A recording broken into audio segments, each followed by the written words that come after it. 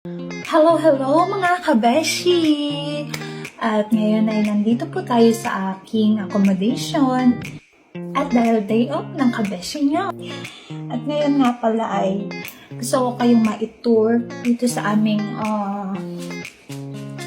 pantry. At para may idea kayo sa mga gustong mag-apply dito sa resort.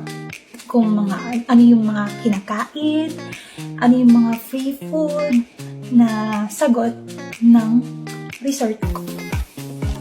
Okay, let's go! Arat!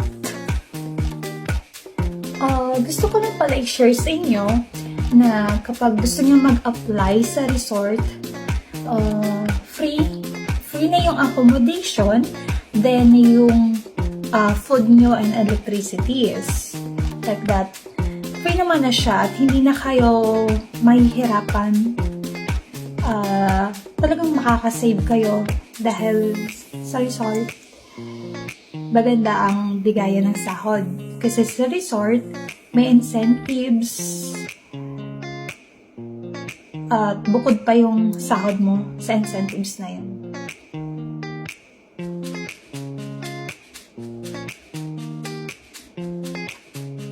At ang maganda rito guys, kasi dito, hindi nga lang kayo makakagala. Pero maganda ng resort kasi nakakasave kayo ng money dahil hindi nga kayo makakagala. Nandito lang kayo sa loob ng resort ng island, ganun. Then, ano pa ba yung mga gusto nyong malaman para mas gustuhin nyo makapasok ng resort kaysa nasa city kayo. Kasi pag sa resort, halos sa makakasalamuhan is foreigners. Mga ganun. Sige na, tama ng chika. Arat na at kakain na tayo. Samahan niyo ako guys para makita ninyo ang parang catering everyday dito sa resort. Parang tayo na nga guys. Papunta na tayo sa aming kantian.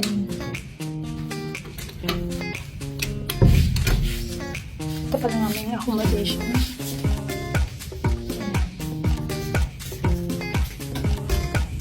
Oh my gosh, napakainit.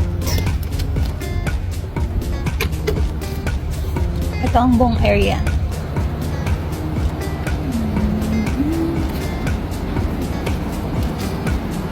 Sabi guys, sobrang init.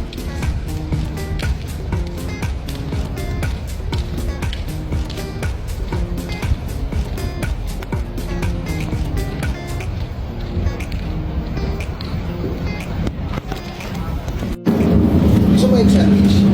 Ha? Egg sandwich. Egg sandwich? Wait lang. Pero na rin kasi.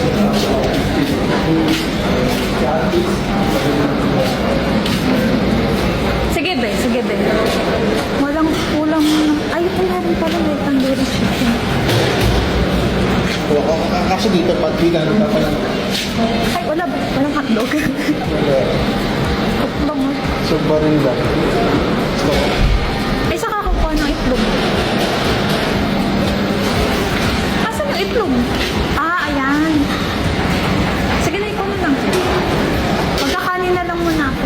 Magkakanin.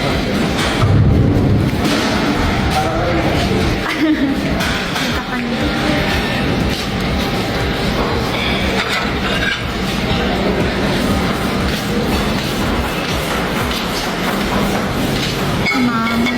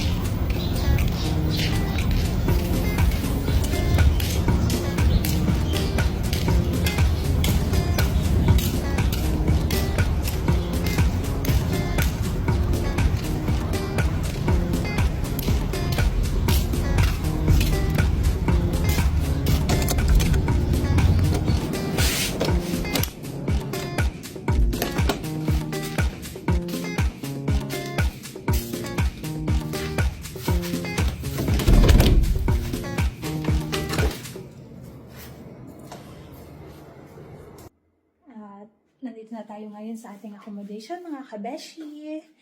And, that's all.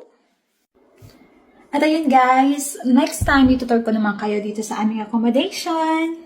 See you! Thank you for watching. Bye-bye!